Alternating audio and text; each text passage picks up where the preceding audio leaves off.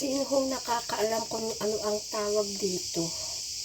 Para siyang pusit na parang, oo nga, para siyang pusit, pero ang pinagkaiba niya is dito sa likod is matigas siya.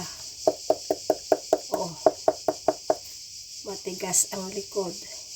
So, hindi ko po alam kung ano ang pangalan nito. Ang sabi nila dito sa Greek is supitsa. Pero hindi ko alam kung ano po ang English nito. Para din siyang pusit.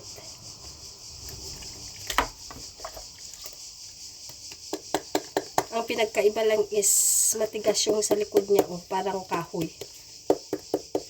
Pa-comment naman po kung ano ang name nito. Hindi ko talaga alam.